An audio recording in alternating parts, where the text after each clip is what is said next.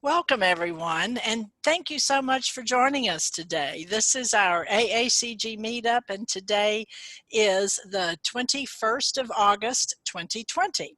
And we have a special guest today, Erica Rosenfeld, who is our guest artist. And we have another guest, Katja Heller, who is actually going to moderate today and lead us through our meetup. So we are recording. We will have this available on YouTube and our Art Alliance for Contemporary Glass channel. So without further ado, I don't think Heller Gallery needs any introduction. So Katja, you want to take it away? Well, thank you. Thank you, Marilee, for inviting me to do this. And I will start off by... Whoops, you just muted yourself, Katja. Sorry, that was a mistake. I will start off by sharing my screen to introduce Erica. And here we go. Okay, and I'm gonna go into, there we go. Does everybody see that now?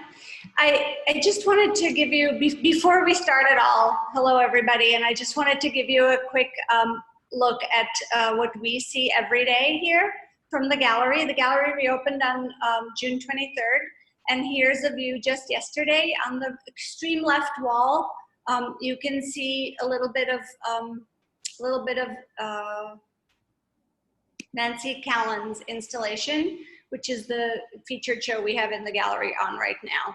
And this is our view this morning.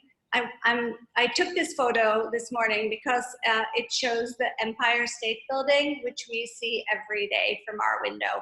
And if you can spot right across the street, there's a playing field, which now functions like a outdoor gym because everybody is still not allowed in New York to go inside to a gym. So we see a lot of sports activity there all the time.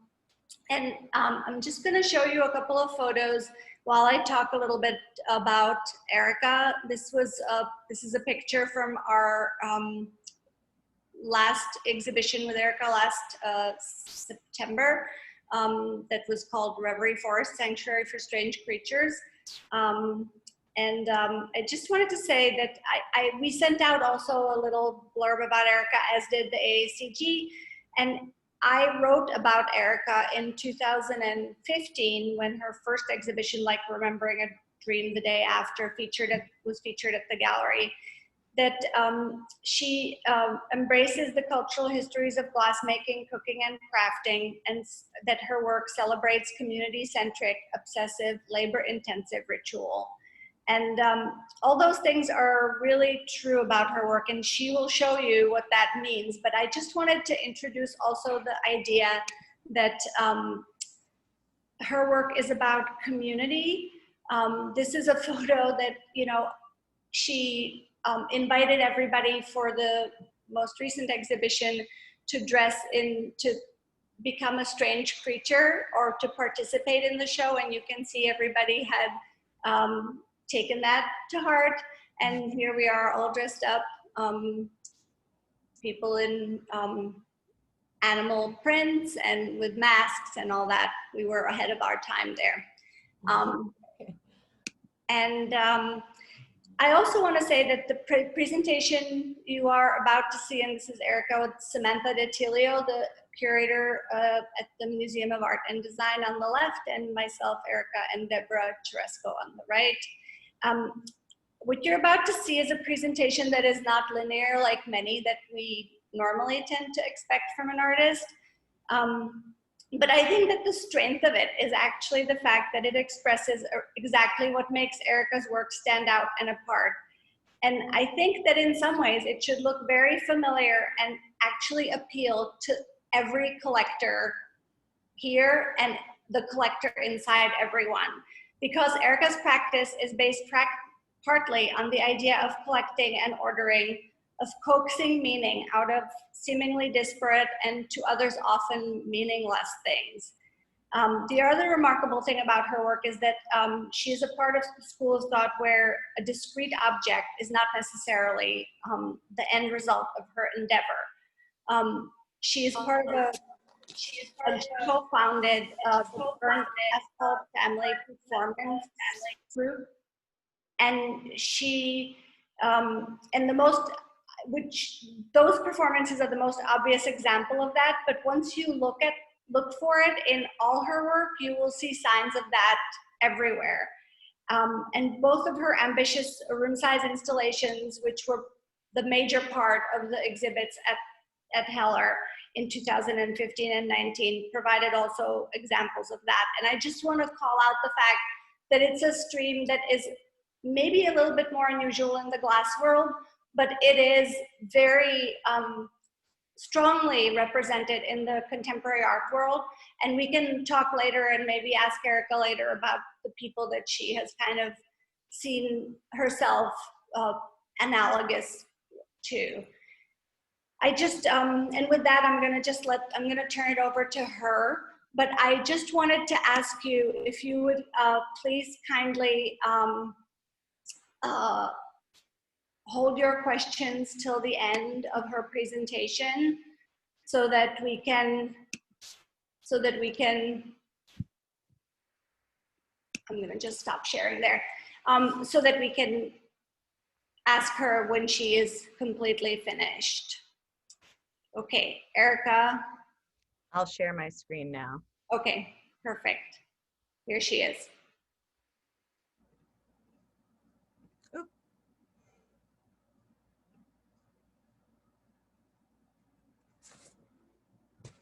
Okay, everybody can see that, right? Yep. Okay. So, hi, I'm Erica. Thank you to everyone who came today. It's really nice to see some familiar faces on here. And thank you, Marilee, for asking me to participate today in this series. I really appreciate it, and it's definitely an honor. It's something I've always wanted to do. And lastly, thank you, Katya, for moderating today.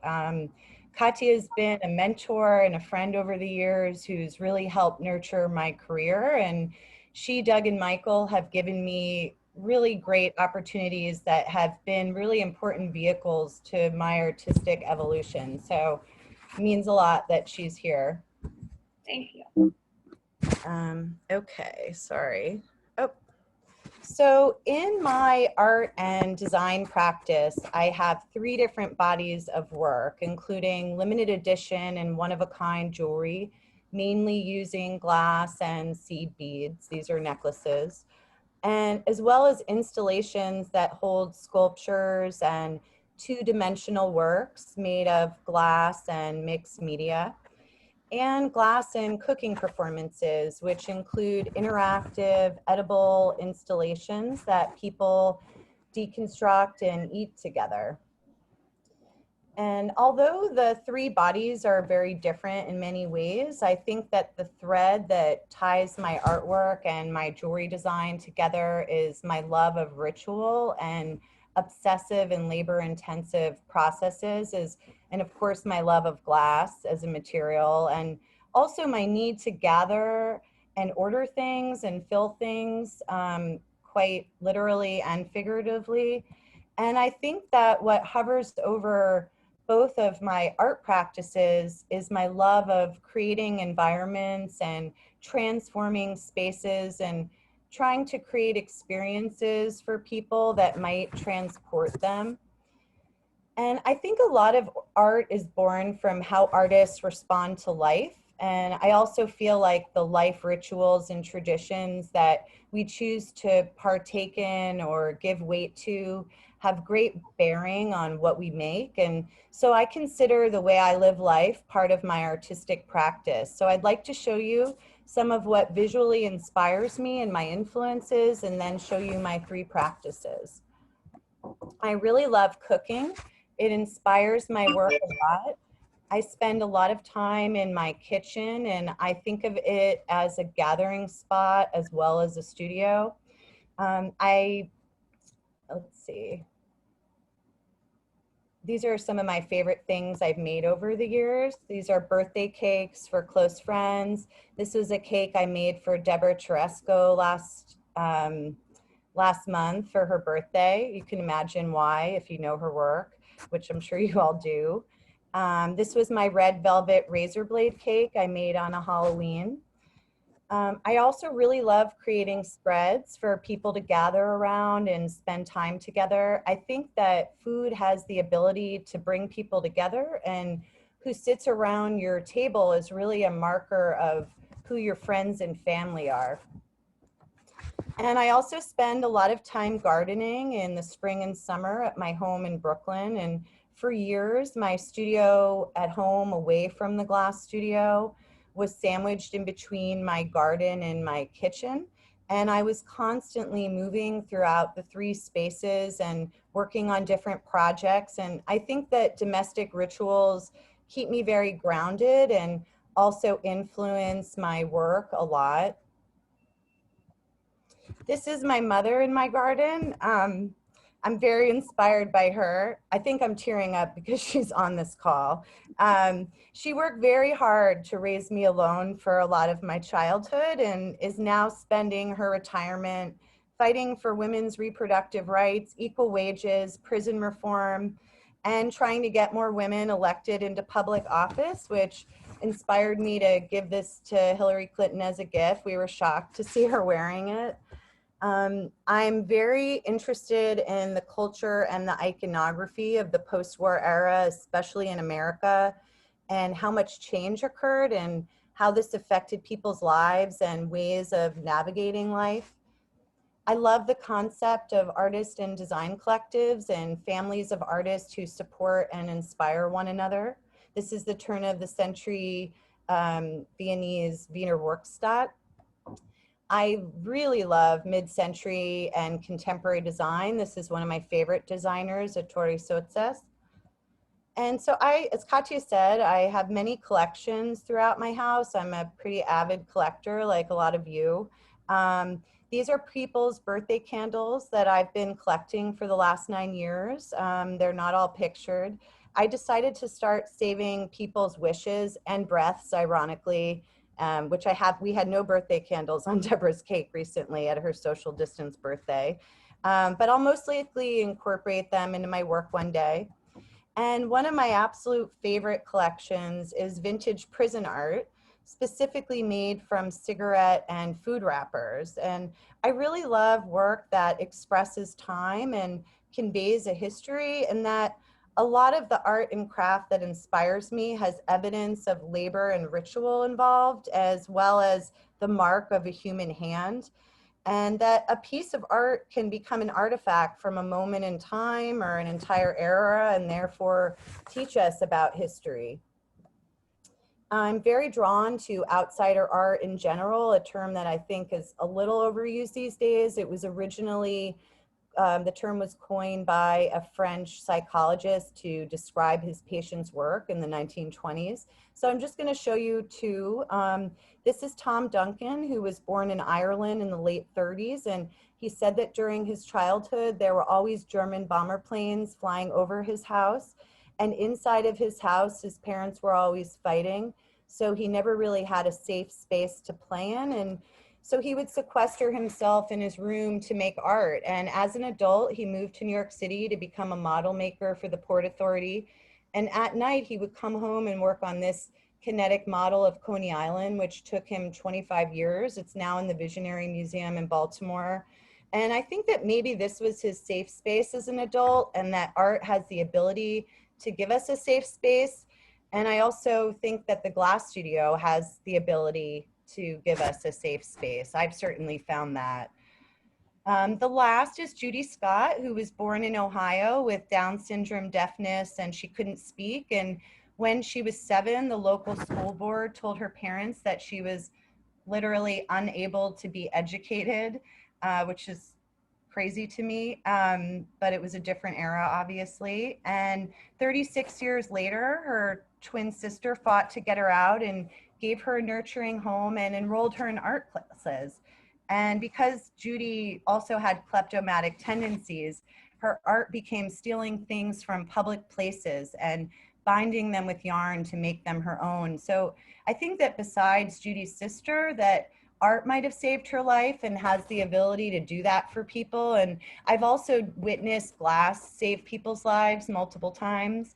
And although I'm not an outsider artist and I grew up with a lot of resources, I can relate to the feeling of feeling on the outside of something in different circumstances in life. And I think that what resounds for me most, the most about outsider art is the idea that some people have a raw need to make things and in and outside of the gallery system. And whether I have a show or a deadline or not, there's always a constant impulse inside of me to make art and things every day. And it's a therapy, a meditation that helps me create order in my life and makes me feel whole.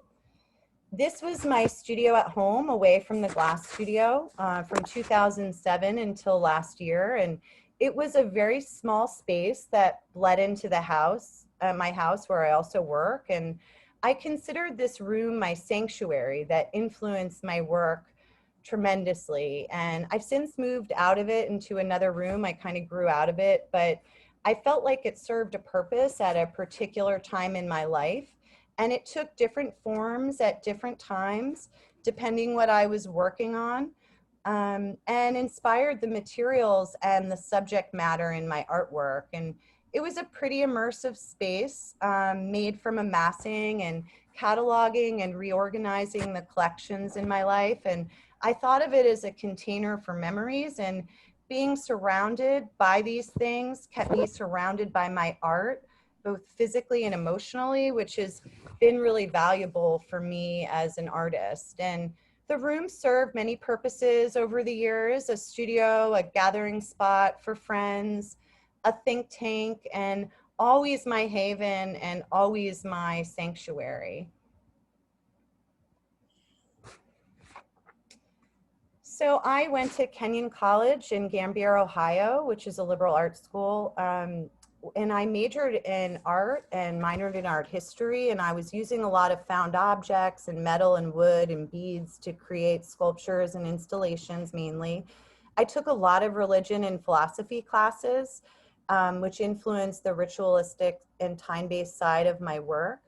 And I was also very interested in turn-of-the-century Viennese design in high school. So when I began Kenyon, I dove into that more, as well as the Bauhaus movement, which I also love to this day. And I was also making and selling these bracelets inspired by turn-of-the-century patterns in textiles and prints. And when I graduated, I was able to start a jewelry business, and which felt a lot easier in the late 90s for a young person to start a business.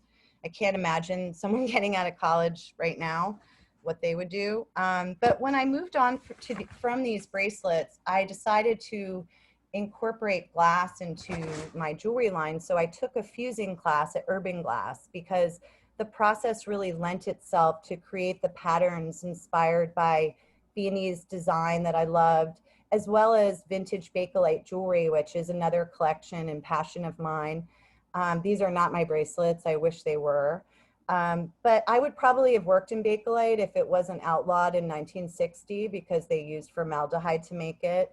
But at Urban, I immediately fell in love with the material and was very drawn to the culture and the community at Urban, as well as the glass community at large. And 20 years later, Urban is still a huge part of my life. And I can imagine a lot of you have been there, but for those who haven't, it's a 17,000 square foot public access glass studio with a very strong education program and studios to accommodate every glass technique. And we also have a gallery and design store.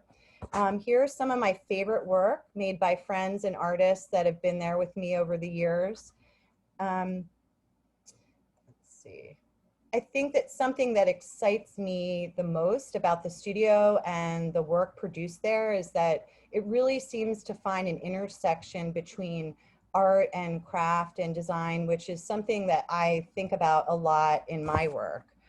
And I make my glass work there, and I teach there, and I'm on the board. And I'm also very embedded in the community. It's amazing to be able to work side by side with close friends every day. It's a big part of my practice as well. And because I didn't go to school for glass, my education has really been experiential learning. And I've learned from friends, being a teacher, being a TA, most formatively for Beth Littman and Klaus Moyer very early on, a couple years after I started.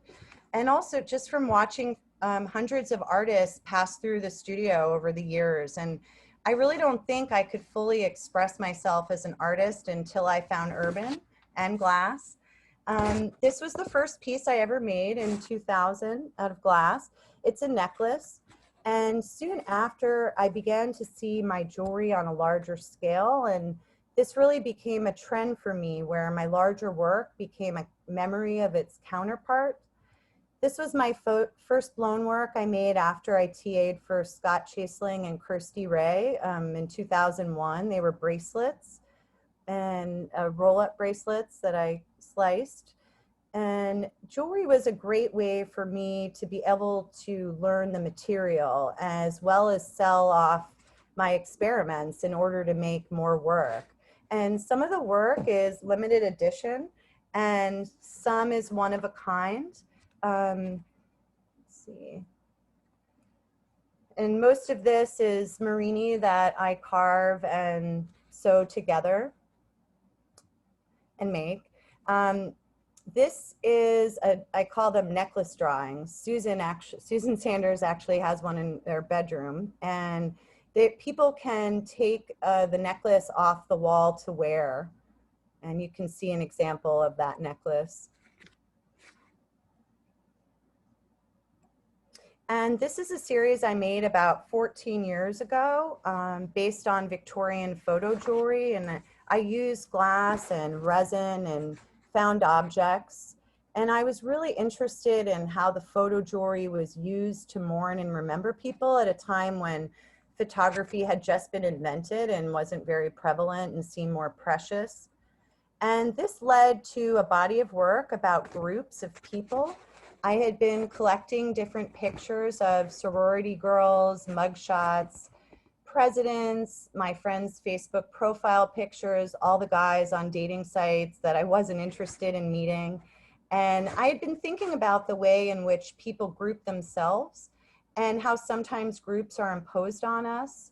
I'm pretty fascinated by things both spiritual and physical that people cling to in order to find and define their identity. I never felt like this work was complete, but it was helpful for me to work on. I also have a very small line of functional glass. These are time capsules that people use to put all kinds of things in. I originally made them to hold my jewelry so that it would have a home when it wasn't being worn. And here's another set. And I think that there are always a range of stories that open with material and sensory associations. And I started thinking about that idea after reading Marcel Proust's Madeleine theory, which he described biting into a Madeleine cookie and having a flood of memories about his aunt who used to make them for him and his grandmother who used to sit and drink tea with and eat them. This piece is called Ruth Could Eat a Whole Bag of Mary Janes. And it's about an old student of mine's mother who died right before she took my class, and she would talk about her a lot. And she seemed like an incredible woman. She happened to love Mary Janes and ate bags of them. And the piece held a necklace made of glass, Marini, and resin and Mary Jane wrappers. And this piece is called Ladies of Ellenville, New York, Cake of the Month Club, 1953. And the capsules hold all of the remnants from a ladies' cake club, as well as a necklace that holds the images of the cake club members. And it was acquired by the Museum of Art and Design in 2008. And I was thinking a lot about how as families and communities, we almost create a shared folklore to memorialize people, places, and events, as well as personal mythologies that we create to contextualize our past and maybe imagine our futures. So in 2007, I received a fellowship from Wheaton Arts, New Jersey. I know a lot of you have been there and big supporters of it, which is incredible. I think that as an artist, it's really important to put yourself in new situations, communities, studio environments. This experience changed the course of my life, really, and also taught me that when you need something to change your life, it can. It took me 3 times of applying to get in my first time. I've since had 3 fellowships. I think that this happened because I needed to be there exactly when I was and meet the people that were there at the time. This was our 4th of July that year when our friends put on a video game performance for us in the Wheaton Circle, if you can imagine, where they shot Roman candles at each other in Kevlar suits. And I'm showing these images because they really symbolize the feeling of liberation I had in my life and my art at the time.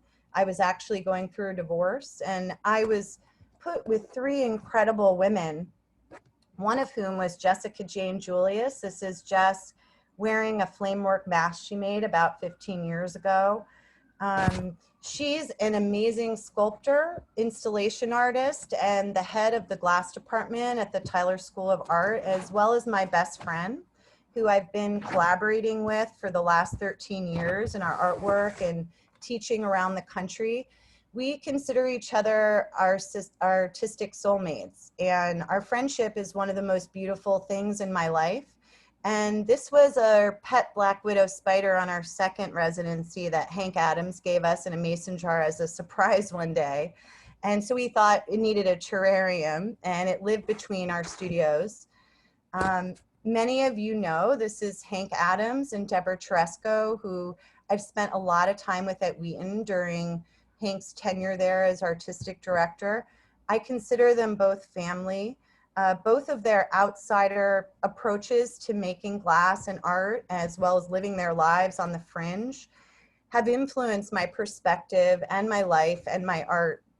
And they've both also set examples for me of how someone can be completely immersed in their artistic tunnel vision, as well as the side effects of that. One thing I love most about being there on my first residency was the opportunity to work with the people that there at the time. And one of the things I love most about glassblowing in general is that everybody at the bench is essential to the team. And I thought about that a lot on my residency. And this is a project that we helped our friend Sam Gear there with, who was Hank's assistant there at the time. And he wanted to see if he could blow glass into a life-size shopping cart. And we thought that was really exciting. This is his shopping cart, now owned by Paul Stankard. And I originally went there in 2007 to work on glass tapestries made from thousands of pieces of Marini that I carved and sewed together. I wanted to make my jewelry on a larger scale, as well as make glass something that was soft and tactile. I feel like sometimes shiny glass can feel a little repellent, and they range in size from 3 feet at their widest to 5 feet at their longest.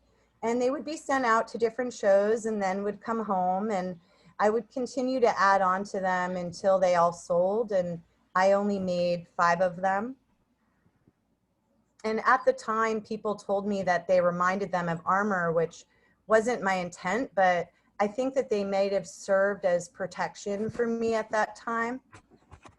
And also during the residency, Jess and I, along with the other assistants and residents, founded an artist collective called the Burnt Asphalt Family, which I'll talk about in a little bit.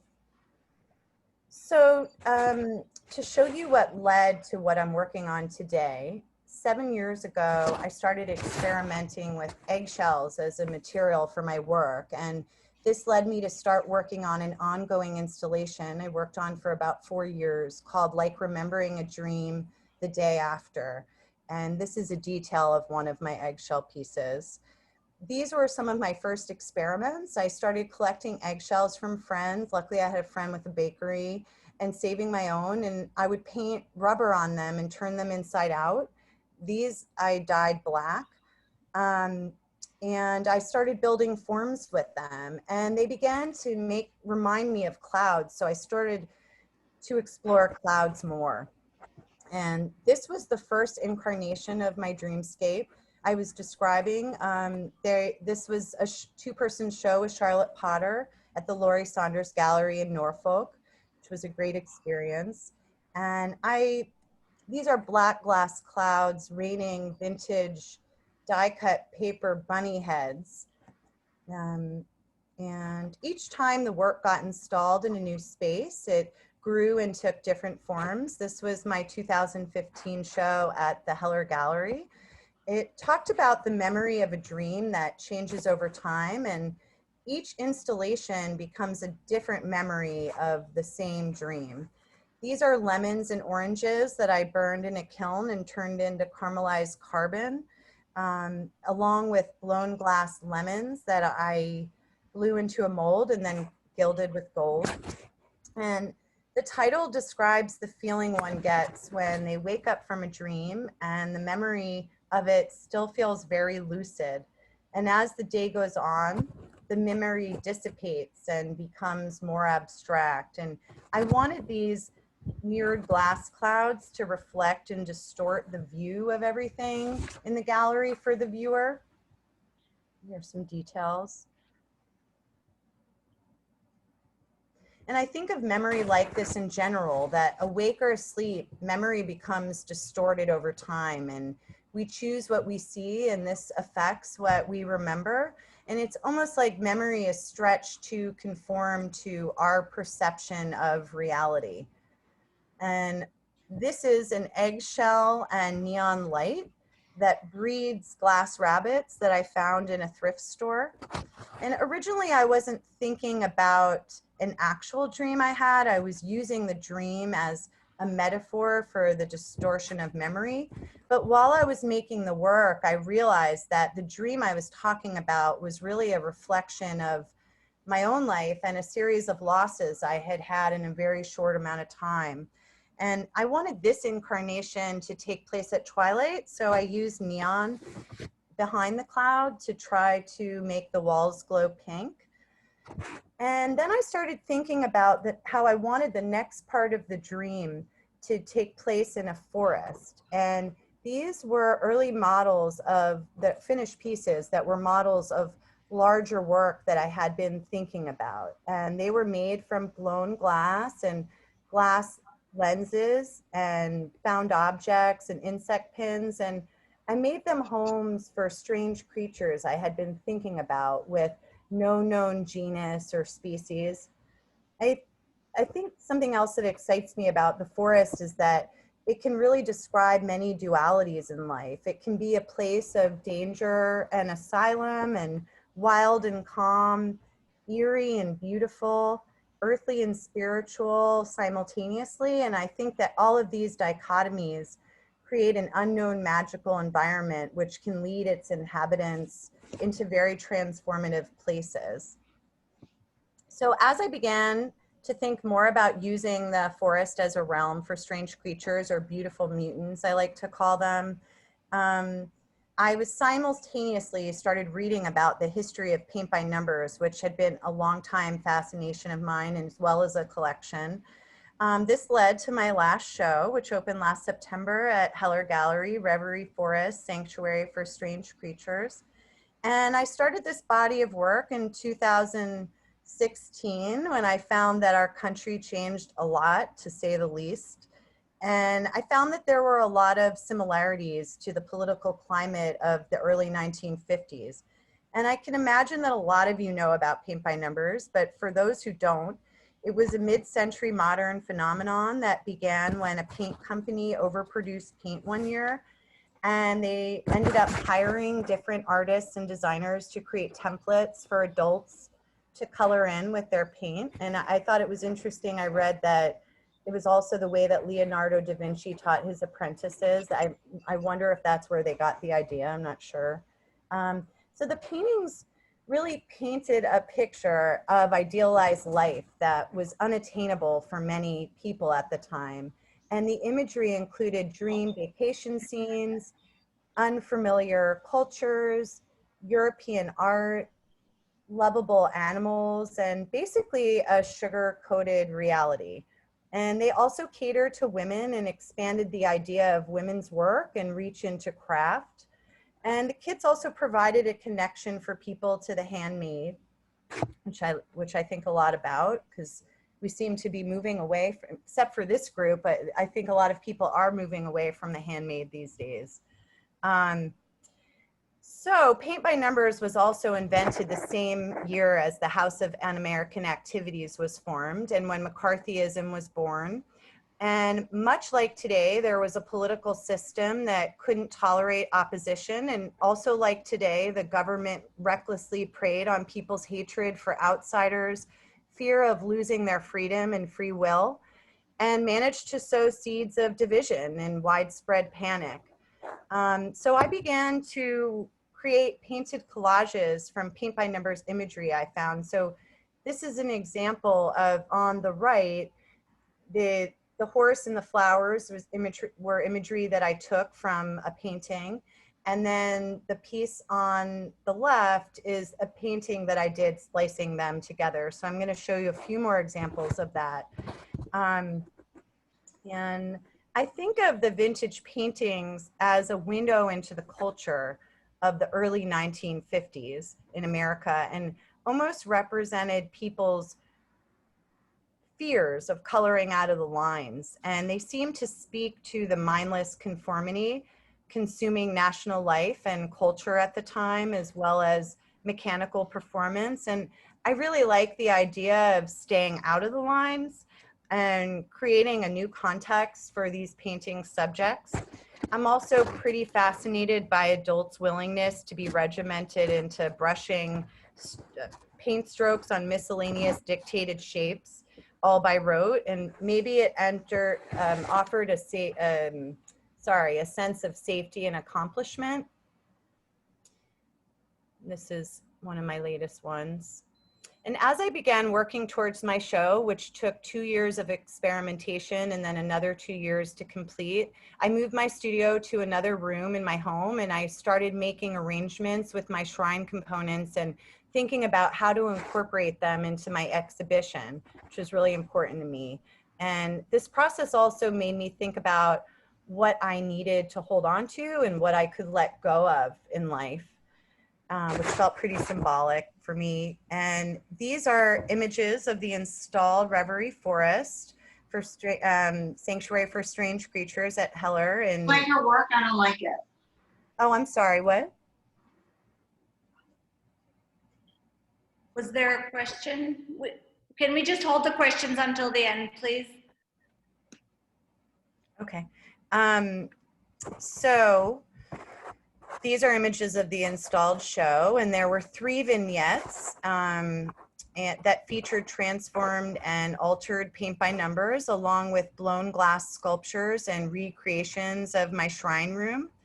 The first was a wallpaper scene I created from one of my painted collages. I blew it up with glass clouds installed in them, and I used titanium spray when the glass was hot to create this almost rainbow effect. I wanted them to feel surreal. And the next was a salon style wall with 42 strange creature portraits describing the inhabitants of the forest. And I used acrylic paint, glass lenses, blown glass, and found objects. My boyfriend Andy, whom I live with, is a very technically skilled painter, and this really reiterated for me that I was really doing a coloring book, and I've appropriated imagery from other people's paintings and sometimes pulling from 20 different ones for one piece. I think of them as 3rd generation paintings. Although I don't consider myself a painter, I think that these pieces are just a continuation of my meditative art practice, and I learned the process out of necessity to materialize my ideas, and the same way I approach glass and any material. I think that the phenomenon also made people feel like they were entering a world of art. Ironically, at a time when being an artist or a liberal was pretty dangerous. And to me, the paintings were more like tools for 1950s conformity. And they also seem like a compromise between imagination and standardization, almost blurring the lines between art and craft, which is something I think a lot about. This is a more recent one, Mushroom Dog. And this was the last vignette called Reverie Forest. It was, and I'll continue to grow it in the future. It was flanked by these lights that I blew with my friend Leo Tokoski, who's a much better glass blower than I am. And they were inspired by collapsible camping cups from the late 60s, which I also collect. They're either made out of plastic or metal. But they reminded me of cakes, so I called them cake tower lights. And I also created wallpaper from a repeat of one of my paintings. And the space held many of my collections from my shrine room as an environment for the strange creatures from my paintings to live in. And I really like the idea of transforming adorable animals into mutants and pastoral landscapes into peculiar habitats, and almost giving these strange creatures a haven from the constraints of societal pressures and free from judgment. And when they enter the forest, their perceived freakishness no longer exists, and they've found a safe zone where everyone is welcome. A few more. This is one of my favorites.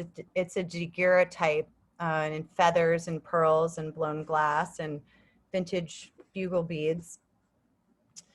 So like all of you and everybody out there, the pause changed my trajectory a lot. And on March, I spent most of my time in this room where I am right now. It's my studio at home. I'm very comfortable in here. I had no problem being a homebody. And on March 25th, I was supposed to leave for a month-long residency at the Corning Museum and then another one at Wheaton in July. But instead I was here, and I had been planning on, at Corning and Wheaton, making sculptures out of blown glass and pearls and some of my collections. But I changed course because I didn't have access to the materials or a glass studio or anything else I needed. But I'll continue to work on them next year when I do have access to titanium specifically, which we're not allowed to use at Urban Glass. So these are just some parts I started piecing together. They're really experiments and models. These are not finished pieces. And then this is some work in progress that I was making over the pause and am still making, and then some finished work. In the past few years, I was really focusing on introducing the characters in Reverie Forest, and now I'm exploring more of the landscapes as well as the journey to Reverie Forest for the strange creatures and the universe around it. I'll probably continue this work for a while. I have a lot more to do. And I've also started thinking of families of creatures. Oh, this is my favorite one I just finished. It's called The Universe Exists in a Straw Hut. Kind of explains where all those creatures were coming from. And there's vintage paper and glass crystals. And the universe exists in Lemon Dog's breath, and Lemon Dog was a character from another painting I had made for my show. And then I'm thinking about families of animals that live together in the forest as well. So this is a strange deer family, deer tower, and I'll be framing and embellishing these soon. I did the space scenes first.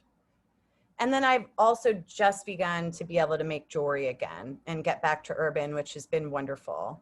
So I'm just gonna switch over and tell you a little bit about Burnt Asphalt Family and try not to go on for too long.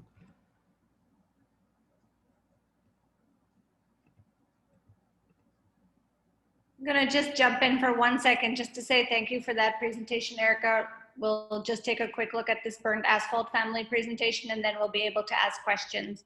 And I do want to give a huge shout out to Morley Klausner, the mom, for all the things that Erica mentioned in there. She just volunteered to be a poll worker and a ballot counter, by the way. So that's, she is a force of nature, and she has made the most amazing artist daughter. So yay, Morley. she's probably smiling a lot right now. Okay. So in 2007, when Jess and I arrived at Wheaton after never having met, it immediately struck us that the studio had a very different culture than the public access studio that I was immersed in and the academic one that Jess was embedded in.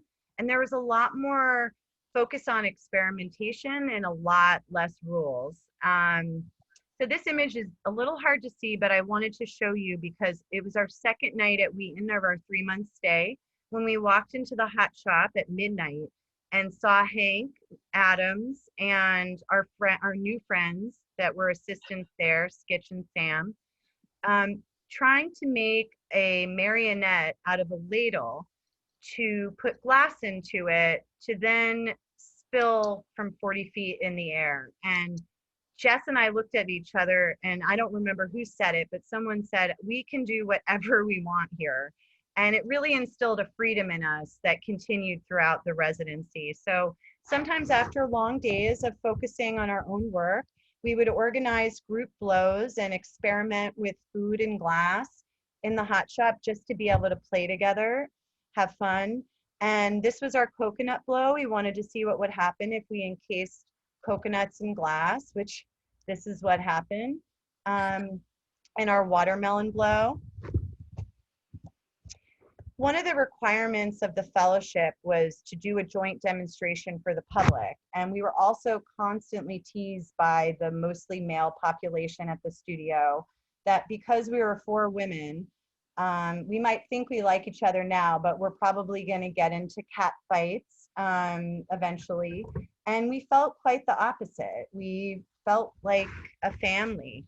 So we decided to dress up and do a demonstration, which organically turned into a glass performance. And we became 1950s housewives and tried to cook a turkey for the audience. So we blew glass into the cavity of a turkey and then blew a dome to encase it. And we tried to cook it. And it wasn't very edible. And we heard a child in the audience say that it was a waste of a turkey's life. Which some of us agreed with, some of us didn't. And after our residency was over, we decided to continue our work together and try doing another rendition of Turkey Dinner at Urban Glass and really tried to figure out how to make the turkey taste good. And we used a lot of brine and then ate it. And then we decided to start exploring different post-war era rituals that were designed to bring families closer together.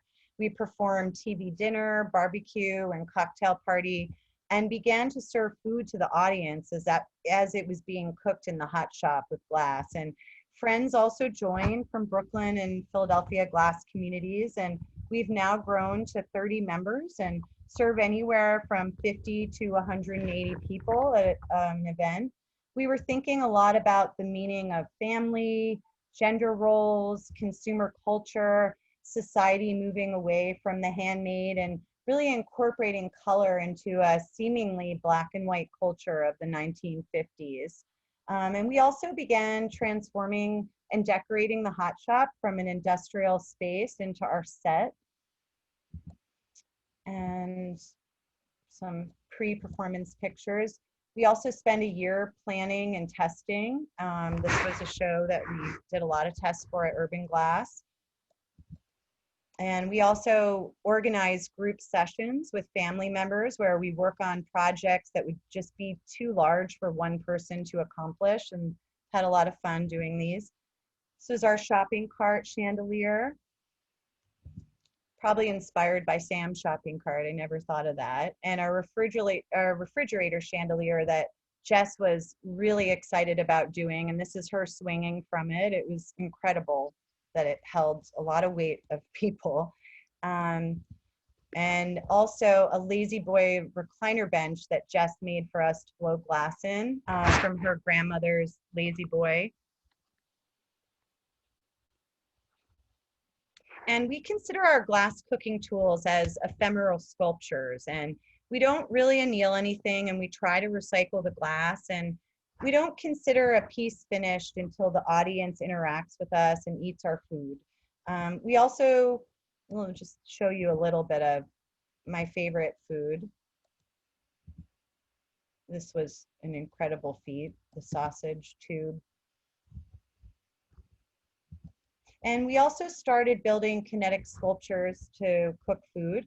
This was made by Sam Gear, and it was a hot dog machine made from a bicycle wheel with 48 steel rods welded to it that cooked a lot of hot dogs for the audience. And this was a pineapple grilling Sphinx that he made. We don't really consider ourselves housewives anymore, just a family of friends and artists who support and create and together and inspire one another. I read a quote by Martin Jones that really resounded with us. He was a food economist, and he said that the shared meal remains a very central feature of our society, and it's a marker of who your friends and family are and what it means to be human. This was one of my favorites. Just figured this out because we have every bench filled, and there are 5 benches going at a time and something coming off stage every 5 minutes, and Jess didn't have a bench, so she created a chamber to roast vegetables. And we also started creating spectacle and never making an audience sit for more than 5 minutes without watching some kind of action being performed. And I think this was almost a response to a glass blowing demo where sometimes an audience can sit for 30 minutes to an hour waiting for something to happen that they might be able to relate to. And we feel like we're kind of breaking down the barrier between the audience and the artist. We think of these as mini ceremonies, and we also think that food tastes better with a little bit of showmanship, or should I say showwomanship or show peopleship. That was an advertisement I read. It was a barbecue advertisement from the 50s. And then this was our barbecue when we made it rain at the end, just to end the show. It was something we had seen Hank Murda Adams and the B Team do before us. And this performance was called Act of the Table. And this was the end when someone had cast a glass table to hold a hot candelabra that had just been blown that ended up lighting this matchstick chandelier on fire to burn this wallpaper that Jess designed as a tribute to my dog Birdie, who had recently died. And it's Birdie flying to heaven. And our pyrotechnic expert, Emma Solomon, figured out that gunpowder on paper helps it burn really well. And the installation revealed, the paper revealed an edible installation. This was a stitch I figured out how to bind sporks together, and we used them to create an installation on the ceiling, and the audience members could pick them down to eat with, as well as these plates. And this was a piece I collaborated on with artist Allison Siegel, who's a very close friend of mine. And it was a radioactive neon cloud that rained white chocolate teeth that Allison cast into marshmallow lemons that I cast, and then the audience made s'mores with them. We really think of food as a kind of storytelling, and it can talk about ritual and tradition, history, culture, design. We also think that the dinner table and the hot shop are both metaphors for community. And this was around the campfire at Chrysler Museum in 2016, which was an event that we did for their patrons, as well as the gas board. And just some examples. We've evolved over the years into an artist collective that makes participatory art that's almost like a hybrid of performance and installation and a dinner party and a happening. this is an installation that held a marshmallow casted chicken that I made, and I baked a red velvet cake to cast the marshmallow over, so it had a red velvet stomach, and then I roasted it. And let's see, sorry, this is a little hard to switch modes. Okay, and then I attached a neon wing to it and surrounded it with marshmallow and chocolate lemons that I cast that the audience ate. And let's see, this, I ended up turning Allison into my cloud into a tribute for Jess's grandmother who had just died. And she had told me a story once about how she used to hide in a tree and eat cherry pie filling as a kid. And I just very taken with her. So I wanted to make that piece. And this was a birthday party we did for Urban Glass. And it was just Jess and I this time, not everybody. And so things change when it's just the two of us versus 30 people collaborating. And we were still obsessed with sporks, so we used them. And these were LED lights that I made out of candy and blown glass and LEDs. And Jess had cast these black raspberry platters, and I baked 40 red velvet cakes that we placed on them along with blackberries to eat them with. You can kind of see the light. And when we began in 2007, there were only a few individuals and groups in the glass world doing performance. And we were really the generation after Hank Adams and Jocelyn Prince. And I think that the genre's grown so much because of academic programs, as well as the incredible work Charlotte Potter and the team at Chrysler have done to raise awareness about glass performance. So lastly, this is our last show. It was in a gallery. It was our first gallery show, and it was called How Shall We Dine at an art center in Roca, and called Roca. And we were hired to put on a fundraising event for their patrons. And because Jess and I were focusing on curating and facilitating it, we redid this piece from the Urban Glass birthday party to focus on administrating. And since it was our first show, and this is Deborah Teresco's original meat chandelier that now lives in the Corning Museum. And I had seen a drawing of it in her studio for about 3 years and fell in love with it. And I showed it to Jess, and we asked her to make it for the show. And Jess helped her get a residency at Tyler School of Art to begin the project. And here's some details. I know you guys have seen this, so I'll scroll quickly. And it sat over a large table of meat that the audience made, and our friend Nicole Berger made these hot dog utensils so that we could serve the audience. This was a white chocolate tablecloth with red wine stains made by Paige Morris, and a candy wallpaper made by Emma Solomon, and more. This is my favorite spread I've ever made. I wish I could make it again. Okay, so lastly, when Hank Adams was the artistic director at Wheaton, he really had an unswerving devotion to creating an artist community, as well as a sense of glass family that impacted my life and so many people's lives and art practices. And he truly created a sanctuary for strange creatures that we at Burn Asphalt family was very inspired by. And I think that this influenced our work a lot, and the direction that Jess and I have taken Burn Asphalt in over the years. And I've spent a lot of time there cooking in Hank's trailer for meals for 4 to 80 people. Some of the pictures I'm going to show are events that we cooked for during Glass Weekend for the volunteers and staff and artists participating. And we would gather friends to help us cook elaborate meals. We felt like it was important to contribute to the Wheaton community and culture and give back in some way, and also to embrace Hank's vision. He really created a utopia where dogs were allowed to sit at the kitchen table, and a place where someone could be as weird as they wanted to and be exactly who they are, and a place where I've really witnessed magic happen. And I'm so thankful for Wheaton and being able to spend every summer there on and off residencies and feeling welcome. And I really think that Hank's message is so intrinsic to our practice. So I wanted to end with my cult leader, Hank Adams. Well, thank you so much, Erica. Thank you everybody for watching. I know this was a long presentation. If you Sorry have about that.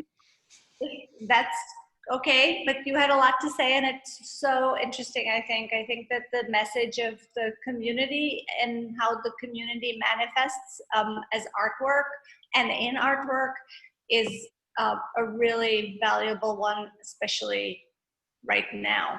So I'm going to encourage everybody to ask a question if they want. If you have questions of Erica, please put them forward. You can unmute yourself and ask, or you can just type it in chat if you want. Thank you. And hi, Katya. It's Sharon Carnazin. How are you? How are you? I'm great. This was so terrific. I'm so glad I got to see you and the whole presentation. My question is, when you have something that is an environment like that, how do collectors reach into it for an individual purchase, say? Yeah, people ask me that. I'm glad you asked that. Oh, sorry. Is that for you, Katya? Or, no, you. Well, we can both answer. Okay, Good. Why don't Whoever you has the answers. We both have the answers. Do you want to start, or do you want me to? Why don't you start, Erica? Okay.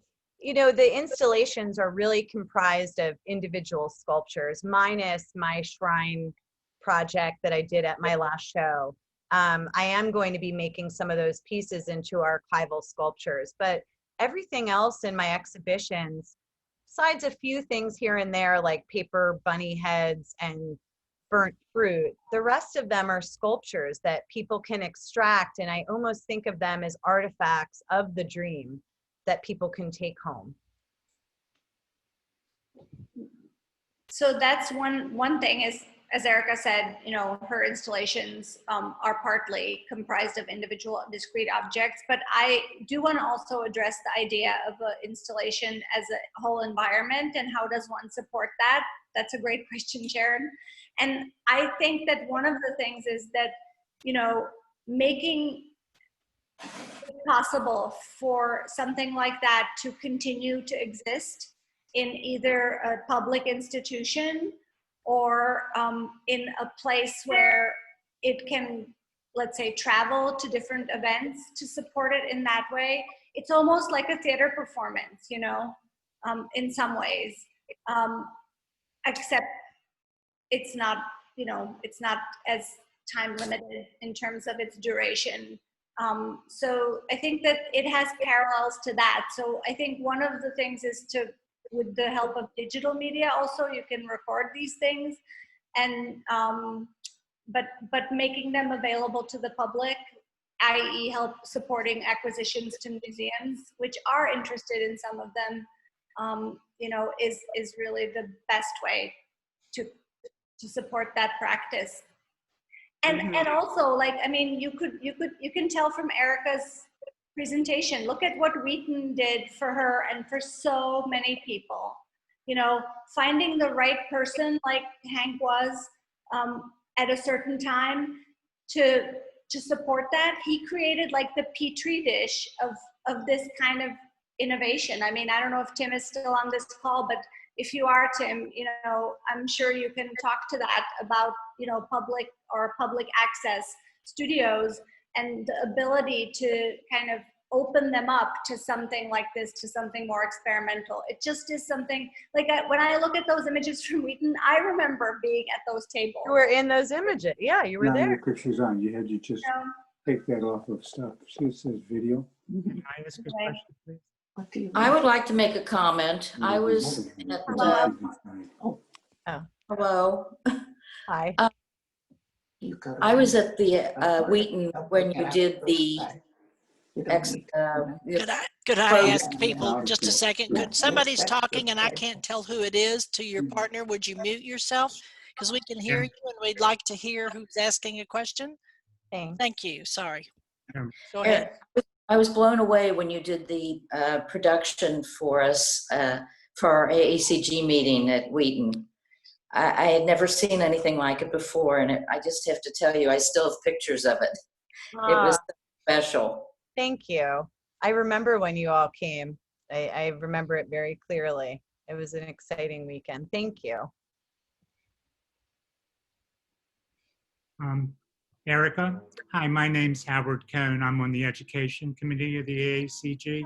Hi, Howard. How are you? How are you?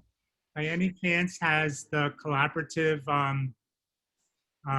been asked, or have you tried to do any public art projects? We'd like to. That's the direction we'd really love to go in. We've gotten older, and our own careers have taken off more. Jess has become a mom. She's also the head of a Tyler class program. So, we used to do things every 6 months. Now it's every few years. And we actually have been writing a show to propose to institutions, another gallery show.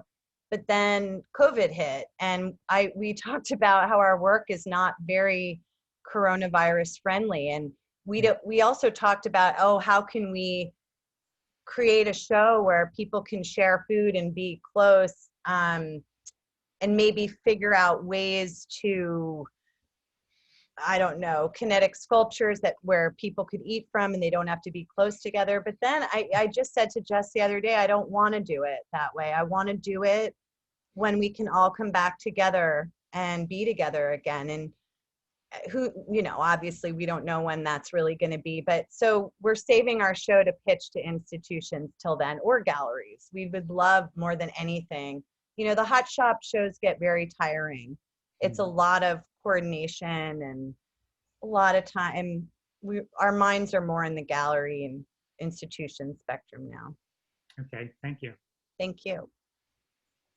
Also, I will say that, if one can view this again, to Sharon's earlier question, there's the analogy with like a theater performance or traditional theater performance, which lasts for a couple of hours, let's say. But in a show, in an institution or a gallery, whether it is commercial or nonprofit, you have the opportunity to come and look at it for a solid block of time usually, and you also can explore it at your own pace, meaning you can stay there for 2 minutes and you can stay there for 2 hours, whatever you want, and you can come back to see it again. And that is, I think, one of the beauties of doing that in that way. Yeah, and there are artifacts that can live, like the glass lemons I'm making, or the black raspberry platters Jess is making, and she started selling them. So we can extract things for other purposes. And we have a question from Devera. Do you alternate between making the jewelry and the sculptural environments, or do you find that you focus on one and then return to the other form? That's a great question. I used to have to let one fall by the wayside while I was working on the other. And the older I get, the more I figured out how to do it all simultaneously. I need to make jewelry. I love it. I've been beading since I was 7. It's like second nature. But it's also my way of making a living. And, I also really need to make my art every day. So I figured out how I can be in the studio at Urban Glass during the day to make jewelry, come home at night and work on art. If I have a show coming up, I'll probably let the jewelry go for a little while just to be able to work on my art. So it's definitely a juggle, but it's my life is very conducive to making all the time. So I've managed to figure out how to kind of juggle it all. It took a while though. And I have another question, Erica, from Howard Chatsky. You have worked with turkeys and all kinds of things. Are there any materials you have not worked with yet that you would like to? That's a good question. Well, I've cooked every single meat. So I'm done with meat. I think I would really like to delve more into my collections. There are a lot of pieces I've had for 20 to 30 years in my house that I've never used. So that's one thing. I wish I could work with Bakelite. I I just don't think it's a good idea to start carving into formaldehyde plastic after 20 years at the glass studio. And yeah, I have to think about that. I'm really excited about pearls right now. So that, and glass marbles. So I'm going to continue with that. I don't know. Does that answer your question? Erica, do you see your direction more going towards glass or towards other materials? I'll never let go of glass. It's my favorite material to work with. So it's just sometimes my ideas can't be materialized in it, and I don't want a material to hold back my concept. So if I'm talking about the 1950s political climate, I'm going to be more drawn to working with this, genre of painting, but there's always going to be glass that seeps into it. And definitely in my jewelry is mainly glass. I use some other materials, but yeah, I mean, it's, again, it's meditative. I'm in love with the material. I don't think that I'll move away from glass, but probably if I see another material that excites me, like next summer Jess and I are teaching at Penland, if we're allowed to, if the virus, whatever, you get my point. And I can imagine falling in love with some of the other studios there and wanting to try things, but we'll see. Well, I don't think I could wear the necklace, but I would hang one on my wall. That's nice. That's a huge compliment. Thanks. Thank you.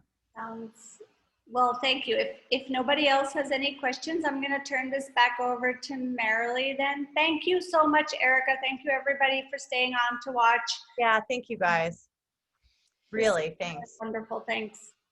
Thank you. Marilee. Yeah. Thank you. Another wonderful meetup, Erica. It was very, very entertaining and exciting. And I look forward to the future. And Katja, thank you so much for your help. You can find this on our YouTube channel. I'll upload it this afternoon. And our next week is the Duncan McClellan Gallery, and they are going to moderate, and they're featuring Shelley and Rick Allen. So we will see you next week. Bye, everyone. Bye. Thank you Thank so much. you.